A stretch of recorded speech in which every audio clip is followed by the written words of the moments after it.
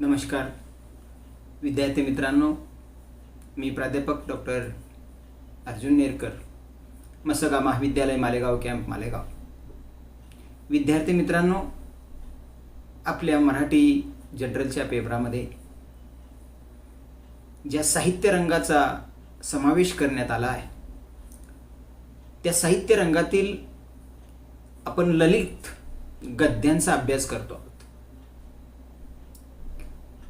आजपर्यंत आपण बरेच ललित गद्ये जे आहेत ते बघितलेत. आजच्या तासाला आपण या साहित्य रंग या पुस्तकातील एक वेगळ्या ललित गद्याकडे जाणार आहोत आणि त्या ललित गद्याचं नाव आहे पाखरं. आणि हा ललित गद्य जो आहे तो प्राध्यापिका संध्या रंगारी यांनी चित्रित केला आहे. संध्या रंगारीविषयी आपल्याला जर थोडक्यात माहिती सांगायची झालीच तर संध्या रंगारी यांचा जन्म 12 सप्टेंबर 1977 मध्ये लातूर येथे झाला. लहानपणापासूनच शिक्षणाची आणि अभ्यासाची गोडी असल्यामुळे त्यांनी MA मराठीपर्यंतचे पदव्युत्तर शिक्षण घेऊन पुढे याच विषयातून नेट आणि सेट या दोन्ही परीक्षा त्या उत्तीर्ण झाल्यात आणि याच परीक्षांच्या आधारे त्यांनी नारायण वाघमारे महाविद्यालयात आखाडा बाळापूर जिल्हा हिंगोली येथे मराठीच्या प्राध्यापिका म्हणून अध्यापनाचं काम जे आहे ते स्वीकारलं. तसं पाहिलं तर त्यांना लहानपणापासूनच कविता करण्याची आवड होती आणि त्या 10वी मध्ये असतानाच त्यांचा पहिला कविता संग्रह जो आहे तो प्रकाशित झाला होता आणि त्या कविता संग्रहाचं नाव होतं आघात. जे लहानपणापासूनच लेखनाची आणि वाचनाची गोडी असलेल्या रंगारी मॅडम हा कविता संग्रह प्रकाशित झाला आणि त्यानंतर त्यांना लेखनाची गोडी जी आहे ती आणखीच जास्त रूढ होत गेली. त्यानंतर त्यांचे अनेक काव्यसंग्रह प्रकाशित झालेत. त्याच्यामध्ये कवडसे, संध्यारंग, वाताहतीची कैफियत इत्यादी कविता संग्रहही प्रकाशित केलेत. आणि त्याचबरोबर चांदणचुरा व कयादू खोऱ्यातील लोकसाहित्य या ललित गद्य संग्रहाचे संपादन करून ते त्यांनी प्रकाशित पण केले. त्यांनी मराठी साहित्याबरोबरच काही हिंदी साहित्याचं अनुवादन करूनही त्यांनी ते हिंदी साहित्य जे आहे ते प्रकाशित केलं आहे.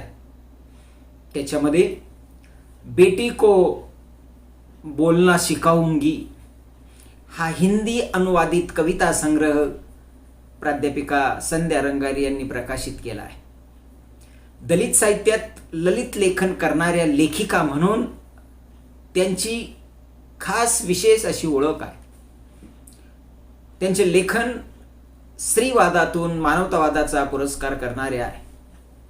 खरं तर संध्या रंगारी यांच्या लेखणीची ताकद आणि समाजहितावर लेखन या गुणवैशिष्ट्यांमुळे त्यांना मुंबई विद्यापीठ मुंबई, डॉक्टर बाबासाहेब आंबेडकर मराठवाडा विद्यापीठ औरंगाबाद, स्वामी रामानंद तीर्थ मराठवाडा विद्यापीठ नांदेड आणि महाराजा सयाजीराव गायकवाड विद्यापीठ बडोदा आणि तसेच महात्मा गांधी विद्यापीठ केरळ या विद्यापीठांच्या अभ्यासक्रमामध्ये प्राध्यापक संध्या रंगारी यांच्या लेखनाचा समावेश करण्यात आला आहे.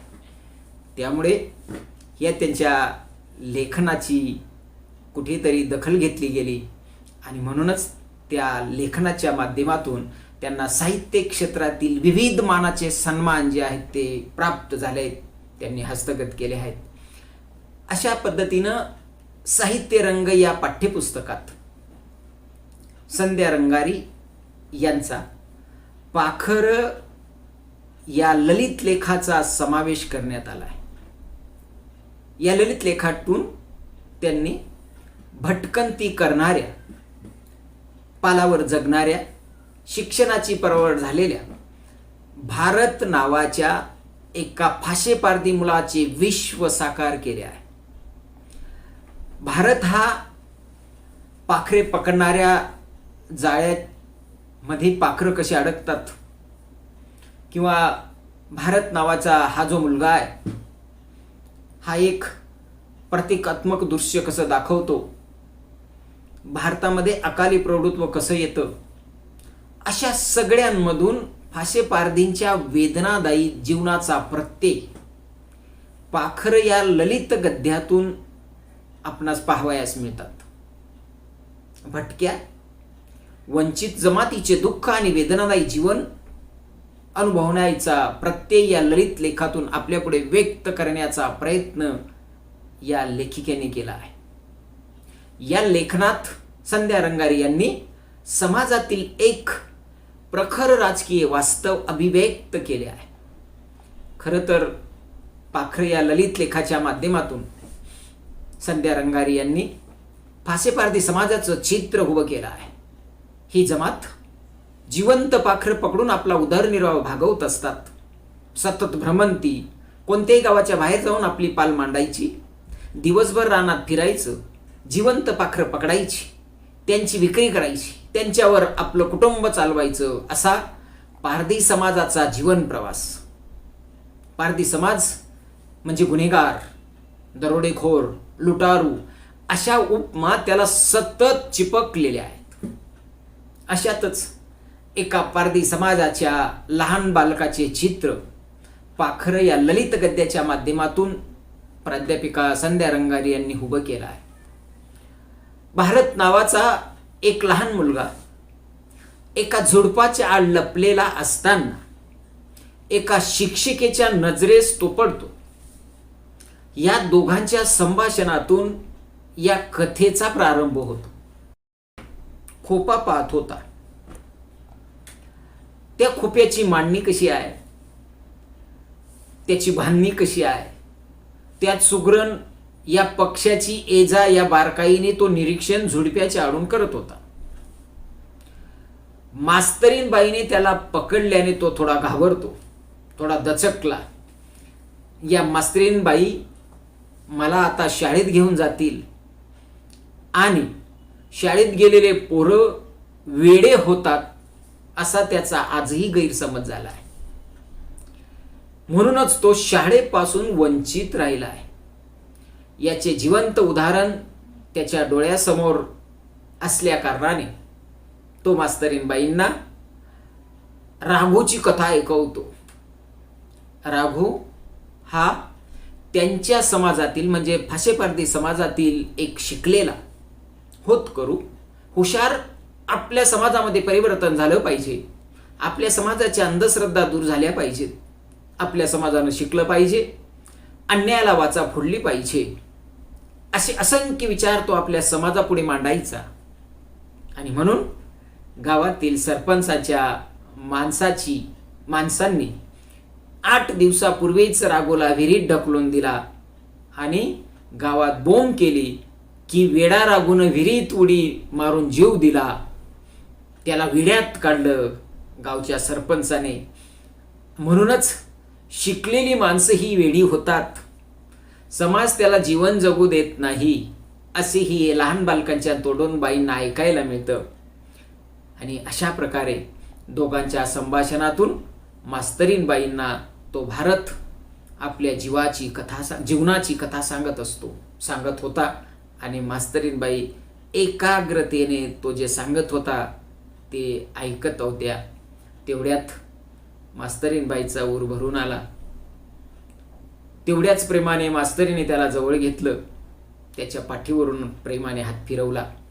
एवढ्या लहान वयात एवढा प्रौढ व्यक्तीसारखे तुझे विचार आले कुठून, एवढी हुशारी, बौद्धिक कौशल्य तुला आले कुठून, या गोष्टीचं मास्तरीन बाईंना आश्चर्य वाटते. तेवढ्याच कुतूहलाने बाईंना तो पॉलिटिक्सची व्याख्या विचारतो. त्याच्यावरच तो थांबत नाही, तर बाई लोकशाही म्हणजे काय, पॉलिटिक्स म्हणजे काय, असे असंख्य प्रश्न तो त्या मास्तरीन बाईंना विचारतो. आणि मास्तरीन बाई त्याला लोकशाहीची व्याख्या सांगताना म्हणतात, लोकशाही म्हणजे लोकांनी, लोकांसाठी, लोकांकडून चालविलेले राज्य म्हणजे लोकशाही. आपण सर्वांचा विचार केला जातो, सर्वांचे कल्याण साधण्याचा प्रयत्न केला जातो, त्याला लोकशाही म्हणतात. लोकशाहीची त्या छोट्याशा बालकाला ही लोकशाहीची व्याख्या जी आहे ती मान्य नाही. आणि तो बाईंना काय म्हणतो, मास्तरीनबाई काय म्हणता तुम्ही, छा कंच्या युगात वावरतायस बाई तुम्ही. अशा त्याच्या त्या बोलीभाषेमध्ये तो मास्तरीनबाईंना म्हणतो, बाई तुमची ही पुस्तकातली व्याख्या मला सांगू नका, ही तुमच्या पुस्तकातली भाषा मला सांगू नका, असं म्हणतो आणि तो चालायला लागतो. बाई आणि भारत दोघेही रस्त्याने चालतायत, मार्गक्रमण करतायत आणि त्याला बाईंना काहीतरी दाखवायचं आहे आणि तो त्या दाखवण्याच्या दिशेने बाईंना तो घेऊन चाललाय. तो पुढे चालतो, बाई त्याच्या पाठीमागनं आहे आणि बाईंना या समाजातली लोकशाही आणि पॉलिटिक्स कशा स्वरूपात चालतं आहे याचं जिवंत उदाहरण त्याला त्या बाईंना, त्या मास्तरीन बाईंना दाखवायचं आहे. आणि चालता चालता मध्येच थांबला आणि बाईंना म्हणतो, बघा बाई हे पाखरांना, आणि जे दाखवतो आहे तिथे पाखरांना पकडण्यासाठी एक जाळं लावलेलं आहे. हे पाखरांना अडकविण्यासाठी कोणीतरी जाळं लावलं आहे बाई.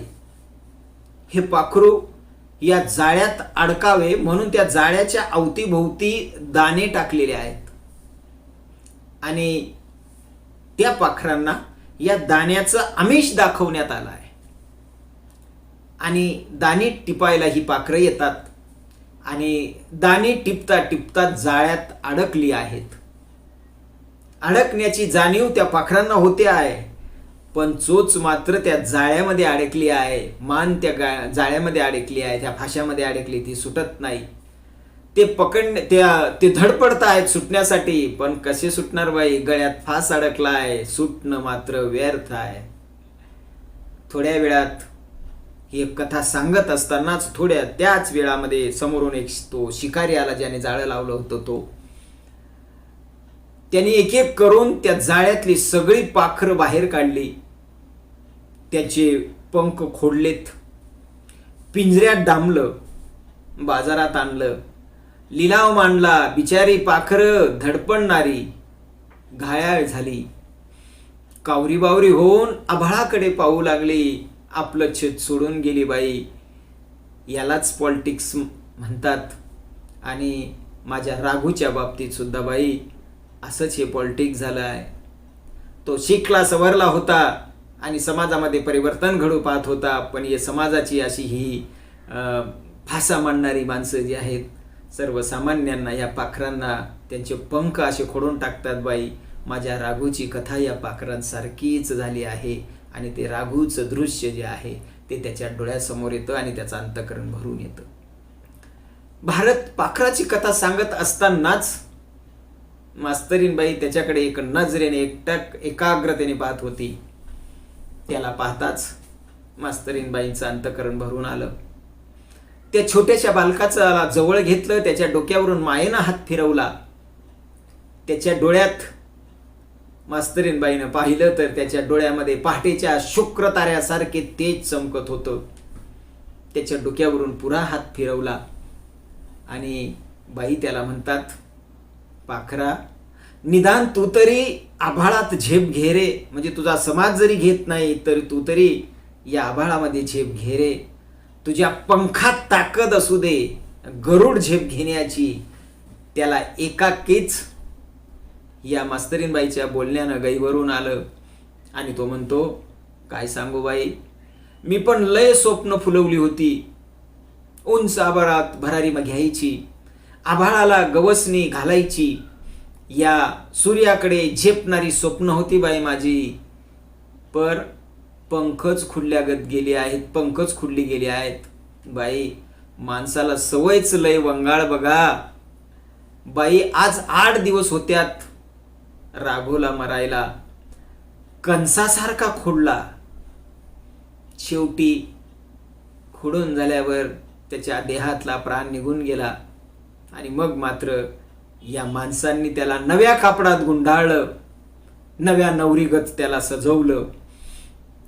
म्हणजे बाई आपलीच माणसं आपली माती करतात. हे सगळं बघून राघूच्या बोलण्याची आठवण होते आणि तो नेहमी म्हणायचा, बाई मला आजही त्या राघूच्या बोलण्याची आठवण येते. तो काय म्हणायचा माहित आहे, साला ही माणसांची जातच लय बेईमान. माणूस जिता असताना त्याची कधी कदर करायची नाही आणि मेल्यावर त्याच्या जयंत्या पुण्यतिथ्या साजऱ्या करतात. जातीच्या आणि धर्माच्या नावानं गोंधळ घालतात. म्हणून बाई सगळ्या रानात वनवा पेटला तर पाखरं जगायची कशी, हे सगळं तत्वज्ञान तो छोटासा भारत बाईंना कथन करत होता. शेवटी बाई त्याच्याजवळ आल्या, त्याच्या खांद्यावर हात ठेवला आणि म्हणतात, काय रे पाखरा, तू अजून तुझं नाव मला सांगितलं नाही. तेव्हा त्याने आपल्या नावाचे रहस्य सांगितले. माझ्या जन्माच्या वेळेस भारत स्वतंत्र झाला, याची वार्ता, भारत स्वतंत्र झाल्याची वार्ता माझ्या आईबापाच्या कानावर कुठून तरी आली आणि ही वार्ता आली आणि माझ्या आईवडिलांनी माझं नाव भारत ठेवलं. भारत स्वतंत्र झाला. पण बाई, खरंच बाई, स्वातंत्र्य म्हणजे काय आहे, काय असतं ते तुम्ही मला सांगाल का? त्याच्या या प्रश्नाचं उत्तर बाईंना देता आलं नाही. स्वातंत्र्याचा अर्थ विचारणारा हा भारत अजूनही पारतंत्र्यात कसा, असे नुसते प्रश्न आणि प्रश्न छोटासा भारत जो आहे तो मास्तरीनबाईंना विचारत होता. अशातच या दोघांच्या संभाषणामध्येच आवाज आला आणि तो आवाज होता, भारत्या, खरं रे भारत्या, इथं बसलाय वैर, माझ्या लेकरा, बिगी बिगी लय पाखरं गावल्या ती. भारताची आई त्याला हाका मारित होती. भारतने ते मास्तरीनबाईंचा निरोप घेतला आणि जाताना बाईच्या एकच विनंती केली, बाई जातो मी, या पाखराला विसरू नका. बाई येतो, ओळख ठेवा, असे शब्द त्या बाईंना तो देतो आणि तिथून सुटका करून घेतो. आणि त्याचंच संध्याकाळ होते आणि संध्याकाळच्या वेळचं वातावरणाचं दृश्य जे आहे, सांज झाली होती. पाखरांचं थवे घरट्याकडे परतत होते. त्या सुगरणीच्या खोप्यातली पिलं जी आहेत ती मानावर काढून डोकावून पाहत होती. भुकेजलेली असतील ती, चोच उघडून आभाळाकडे पाहत होती. त्यांचे इवले इवले डोळे घास भरणाऱ्या आईचा शोध घेत होते. पण त्याची आई अजून आली नव्हती आणि ती येणार तरी कशी, ती येणारही नव्हती.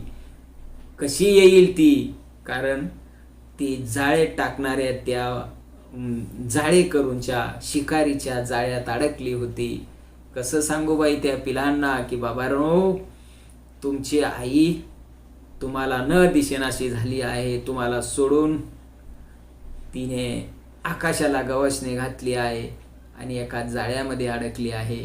अशा प्रकारे या ललित गद्याच्या माध्यमातून संध्या रंगारी यांनी पाखरांचं विश्व, पाखरांवर आपला उदरनिर्वाह भागवणारा पारधी समाज, वृक्ष सर्व पाखरांना कसा आश्रय देतात, त्यांना कसं सामावून घेतात, परंतु माणसं मात्र माणसाच्या सानिध्यात राहणं पसंत करत नाही.